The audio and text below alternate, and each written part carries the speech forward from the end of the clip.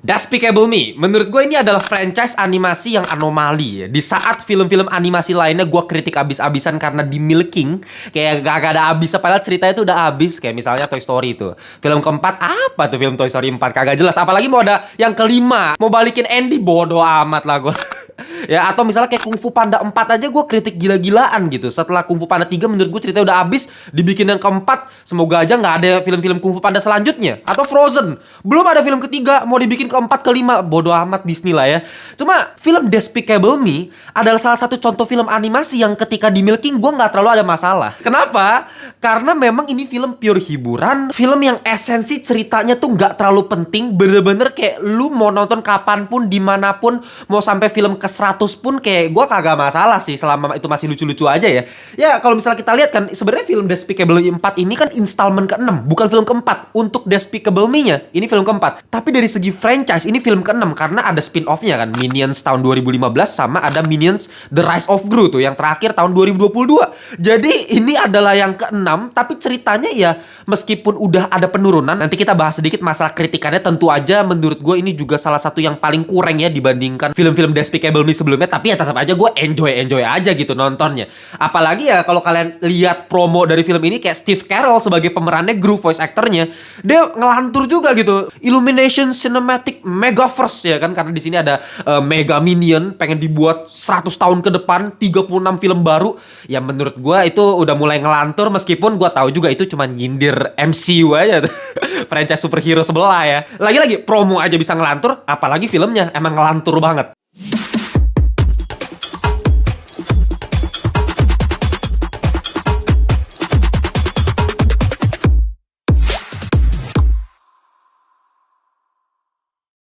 Welcome back to Ngelantur Indonesia. Skui nonton, skip, blow on. Jangan lupa kalian semua, kita akan kembali lagi di segmen review. Dan selalu gue ingatkan, review dari Ngelantur selalu non-spoiler, karena yang gue kasih tahu cuma dari trailer dan sinopsis singkat dari filmnya aja.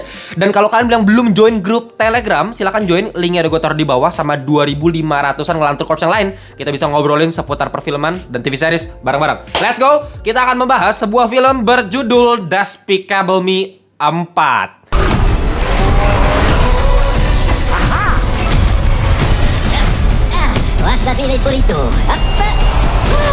Ya, seperti yang udah gue bilang tadi, ini film yang bener-bener pure hiburan, pure buat asik-asikan doang. Jadi gue reviewnya juga nggak bakal terlalu lama-lama banget dan nggak bakal terlalu menganalisis filmnya sedemikian rupa. Karena ya, ini bener-bener film buat anak kecil, lu bisa tonton, orang dewasa pun bisa tonton. Ya udah, seru-seruan aja, have fun aja, pulang kerja gitu, capek-capek nonton ini ya seru-seru aja. Cuman tetap aja sih masih ada beberapa kritikan karena kita compare sama film-film Despicable Me sebelumnya, menurut gue lebih bagus gitu. Ya buat gue pribadi, satu-satunya film Despicable Me yang punya esensi cerita, inti cerita yang bagus itu cuman Despicable Me 1 ya.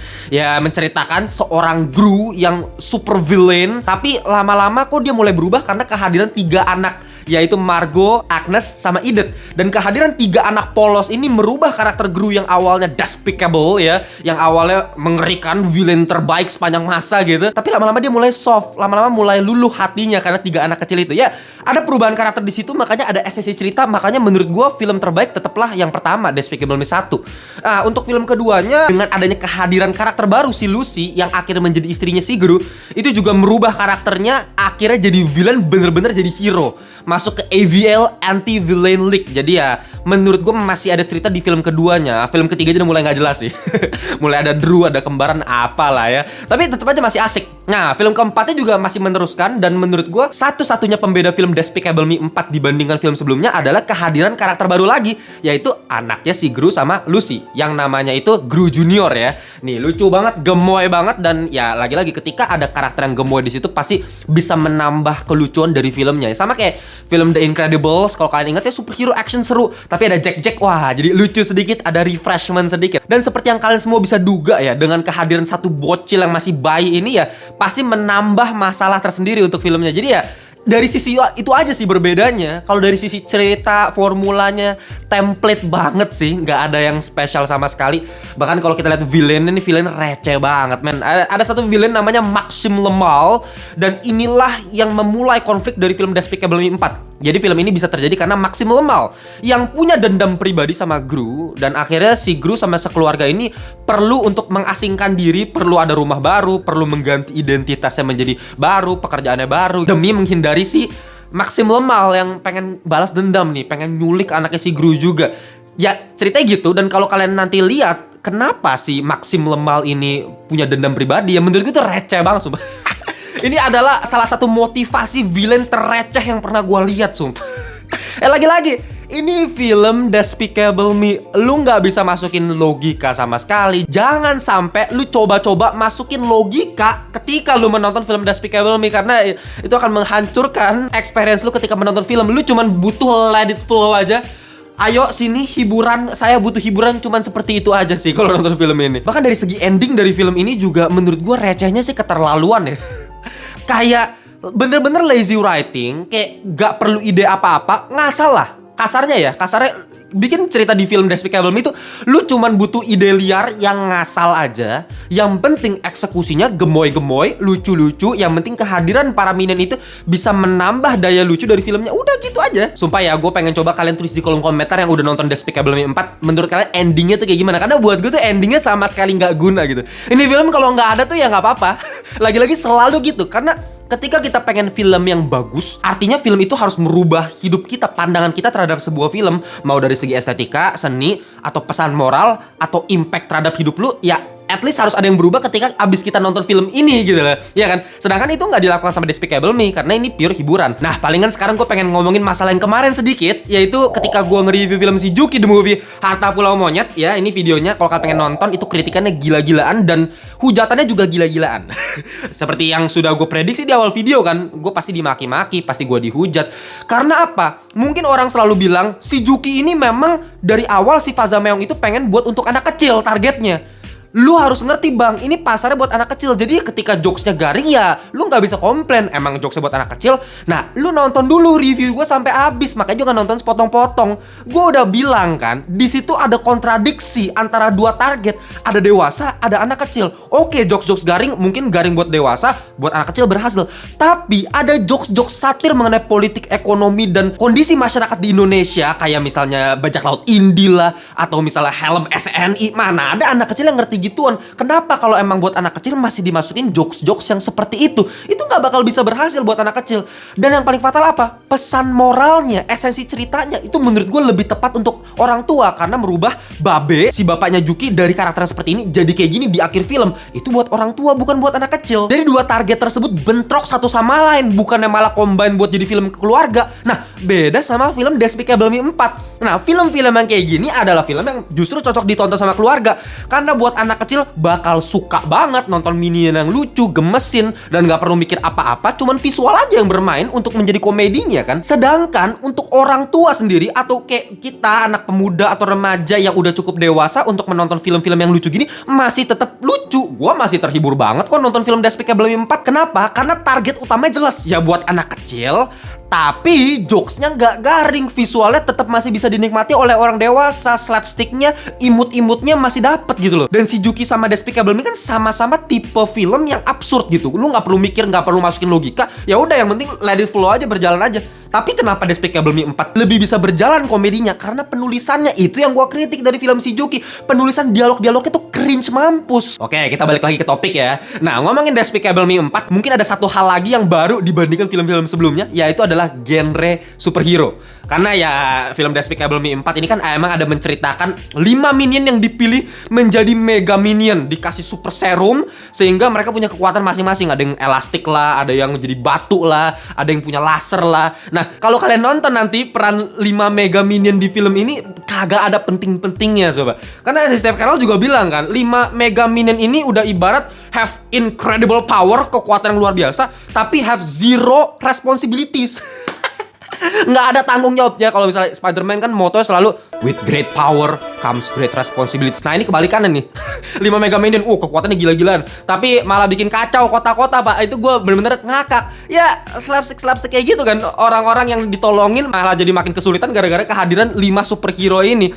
Meskipun untuk dari segi plot ceritanya nggak ada penting-pentingnya 5 Mega Minion, tapi berperan penting, berfungsi untuk komedinya. Lagi-lagi esensinya di komedi. Oke, sekarang kita masuk ke ranah visual nih. Masalah animasinya, masalah sinematografi. Ya, untuk masalah visual tentunya udah pasti meningkat dibandingkan film sebelumnya. Ya Despicable Me 3 kan 2017 kalau nggak salah. Ada durasi 7 tahun dari film sebelumnya, ya udah pasti harus meningkat lah animasi sinematografinya. Gua ada satu scene yang gue suka banget di kantornya AVL. Jadi kita dikasih lihat Minion itu kan lagi berkumpul di kantor AVL tuh. Nah, itu kan bener-bener kayak kantor. Jadi kalau kantor kan kalian tahu lah ada pembatas-pembatasnya kotak-kotak gitu kan. Di situ bener-bener Minion banyak banget, berapa ratus Minion di situ, dan secara detail tuh luar biasa. Masing-masing Minion itu ada yang lagi main dart, ada yang lagi nyiram tanaman, ada yang lagi ngerayain ulang tahun lah, ada yang lagi main apa, ada yang lagi ngerjain ini, ada yang lagi gambar. Itu bener-bener bervariasi sekali dan itu butuh imajinasi yang luar biasa untuk menghidupkan ratusan Minion yang ada di kantor AVL dalam satu kali long take gitu ya, drone shot, dan kamera tuh bergerak menuju ke kantor utama si bapak-bapak ketuanya si AVL itu. Itu bener-bener keren, gue suka banget. Dan ngomongin grafik animasinya itu sendiri, 3D-nya makin smooth lagi. Udah pasti kayak terakhir gue inget banget nonton The Incredibles 1, animasi kayak gitu. Tiba-tiba gue nonton The Incredibles 2, peningkatan detail emang gila-gilaan. Makanya emang makin kesini tuh percepatan teknologi tuh makin gila-gilaan. Makanya dari animasi udah pasti meningkat. Tapi yang gue sayangin dari segi sound, entah kenapa gue lebih suka musiknya, sound effect, sound design dari film-film Despicable Me sebelumnya. Di film ini penggunaan soundtrack yang asik itu kurang banget. Kayak misalnya di film-film sebelumnya kayak ada Happy-nya Pharrell Williams.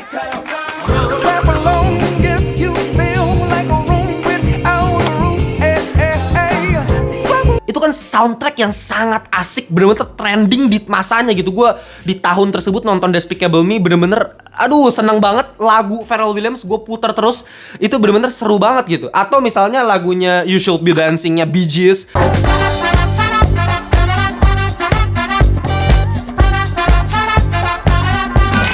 Soundtrack asik seperti itu kan yang bisa membuat plot yang simple, yang absurd, tapi bisa kerekam di otak kita kan. Yang penting gitu kan, kita nonton film mau sereceh apapun, yang penting kerekam di otak, memorable buat kita.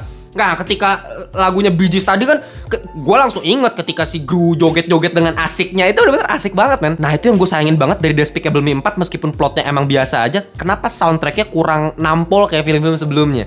Ya, plot emang klise. Gue gak terlalu berharap banyak, meskipun sebenarnya ada potensi kalau misalnya mau ngomongin Gru yang mengganti identitas menjadi ayah seperti biasa gitu, dengan rumahnya, kehidupan normal dengan tetangga-tetangganya.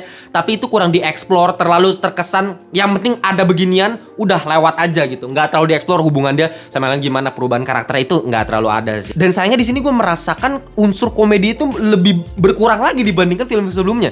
Karena part dari Minion itu terkesan lebih dipangkas ya, lebih didikitin gitu. Seingat gue Despicable Me 1, 2, 3 pun Minionnya cukup banyak porsinya. Di sini entah kenapa dikit, jadi komedinya juga makin berkurang. Karena kan komedi utama dari Despicable Me itu udah pasti dari Minionnya, kegemasan dari mereka, ketololan dari mereka gitu. Dan absennya Dr. Nefario di sini meskipun ada muncul sedikit tapi nggak berperan penting seperti film-film sebelumnya, itu mengurangi efek-efek visual yang keren dari filmnya. Kalau misalnya kita ingat film-film yang dulu kan selalu yang keren adalah bagian mesin-mesin yang dibuat sama Dr. Nefario gitu. Alat-alatnya, perubahannya, bahkan di film Minions Rise of the Gru itu kan keren-keren tuh.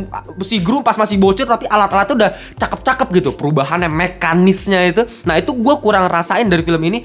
Jadi kayak flat aja sih filmnya, actionnya kurang, fighting terakhir lawan Maxim Lemal juga kayak receh banget fighting, nggak ada yang bikin gue cukup wah gitu loh.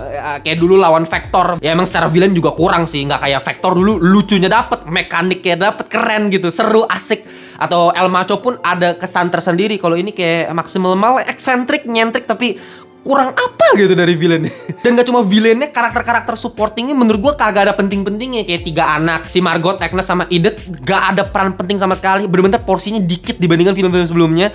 Atau bahkan ada satu karakter yang gak penting sama sekali menurut gue, Poppy, cuman buat nambah masalah, buat nambah konflik supaya cerita jalan aja nih. Ada si Poppy di sini. Tapi habis itu apa? Udah, karakternya cuman sekedar pemicu konflik, nggak diselesain tuh endingnya apa, perubahannya gimana, nggak. bener-bener nggak penting ya karakter Poppy di sini. Bener-bener forgettable sekali. Dan tenang aja kalau misalnya kalian mengharapkan fan service karena ini installment ke-6, udah banyak banget film Despicable Me sebelumnya.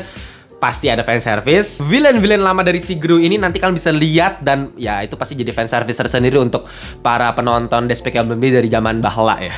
Ya tapi itu aja sih. Ya lagi-lagi kayak Kung Fu Panda 4 kan, ceritanya nggak ada. Ya udah, yang penting kita Tailung fan service. Wah, asik nih Tailung balik. Tapi ceritanya nggak ada. Cuman untungnya kalau di sini emang ya Despicable Me, lu harapin apa? Beda sama Kung Fu Panda yang emang ada ceritanya di situ. Ada something yang bisa kita dapetin, ya film serius lah kalau Kung Fu Panda. Meskipun komedi juga ya, tapi serius gitu. Kalau ini absurd, nggak serius. Oke, ya untuk final score kalau kalian nanya sama gue, mungkin gue bisa kasih 7/10 alias mediocre. Gue masih kasih 7 karena ya ini Despicable Me. Tertolong gara-gara itu aja. Sebenarnya kalau dari kelemahan tuh banyak banget, tapi ini Despicable Me. Ya apa yang lo harapin lagi?